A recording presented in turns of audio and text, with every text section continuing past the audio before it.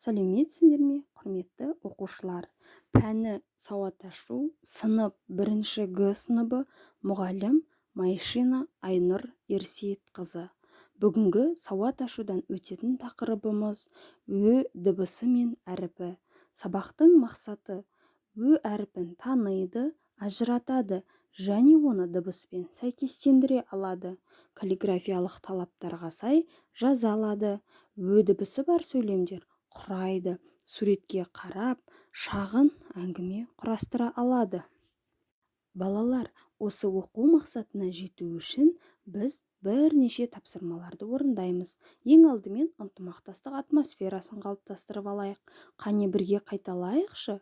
Күй тартамыз күмбірлі, күмбірлі, ән айтамыз көңілді, көңілді, би билейміз ырғақты, ырғақты, біз бастаймыз сабақты, сабақты. Сабағымызды жақсы көңіл күймен бастау үшін осы психологиялық дайындықты бірге қайталап айтайық. Ал енді сабағымызды бастаймыз. Бірінші жұмбақ шешіп алайық. Шөлде бар, суда жоқ, көлде бар, буда жоқ. Бұл қандай әріп екен? Ойланып көріңдерші балалар. Шөл және көл деген сөздерде кездесіп тұр. Әрине, бұл Ө дыбысы. Қанекей, суреттер сөйлейді әдістемесіне сүйеніп, мына суреттердің бірге қайталап айтайық. Бірінші суреттегі не? Көйлек. Буынға бөлейікші. Көйлек. Сөзде Ө дыбысы естіле ме, балалар? Әрине естіледі. Ө дыбысы сөздің ортасында кездесіп тұр. Ал келесі суреттерді осылай бір-бірден қайталаймыз.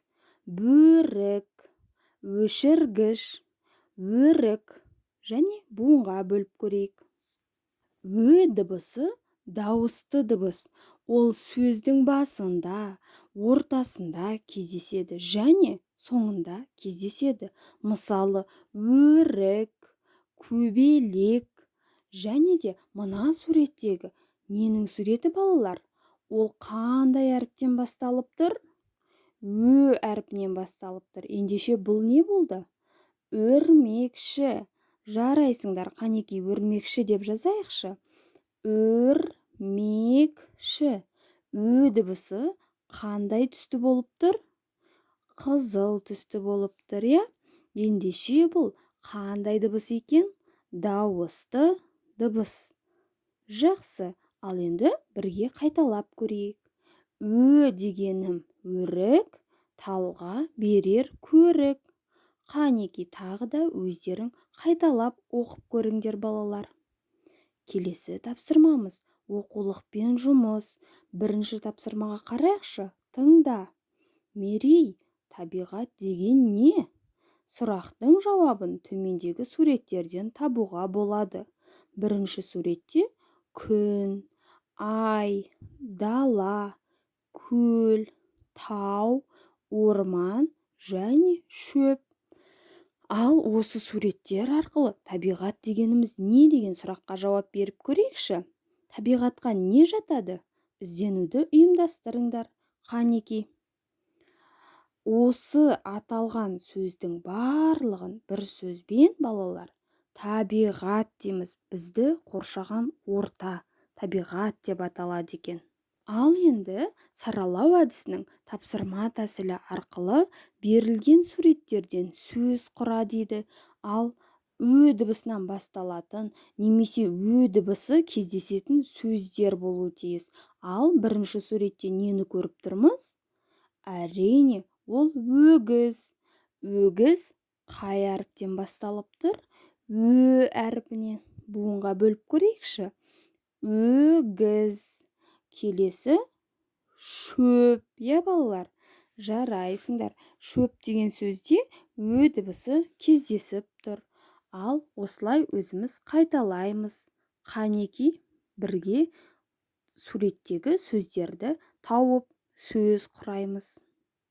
Балалар, сендер суреттерден сөз құрап болдыңдар ма? Ө дыбысының орнын таптыңдар ма?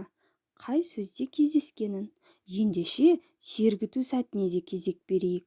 Ал менімен бірге қайталап оқып айтамыз. Аспанға қарап күн көрдім, төменге қарап жер көрдім, оңға, солға бұрылып, егеменді ел көрдім. Яғни басымызды аспанға, төменге және оңға, солға бұрылып, қимыл қозғалыс арқылы осы сергіту сәтін жасаймыз. Жарайсыңдар балалар. Ендеше оқылымға да келіп тоқталайық. Мына сөздерді оқимыз. К, ө. Қандай буын шықты? Кө. Енді сөзді оқимыз. Көрік. Ө, р, өр. Өрік. Өс, өс. Өмір. Көз, сөз, бөз, төз. Дауысты жіңішке дыбыс балалар. Яғни осы буындардан сөздерді құрап, өзіміз оқып көрейік. Келесі тапсырма дәптермен жұмыс. Мына суреттегі заттардың атын берілген торкөзге жазуымыз керек. Және де астында жазуға арналған тапсырма тұр.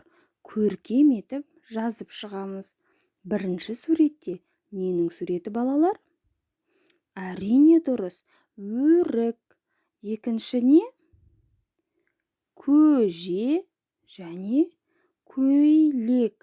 Осы сөздерді торкөздің ішіне жазып, астындағы ө әрпінің бас әрпін және кіші әрпін, сонымен қатар ө әрпінен басталып тұрған сөздерді сызықтан шығармай, әдемі көркем етіп жазып шығамыз. Өзен, өрік, көже. Дәмді көже. Қандай көже? Дәмді көже. Ө әрпі кездесі тұрған сөздер және ө әрпінен басталған сөздер. Жазайық. Жарайсыңдар балалар. Осымен біздің сабағымыз аяқталды. Сабаққа кері байланыс жасайықшы. Алдарыңда берілген ауа райының бейнелері, яғни күн және бұлтты жаңбыр, жаңбырлы күн болып тұр.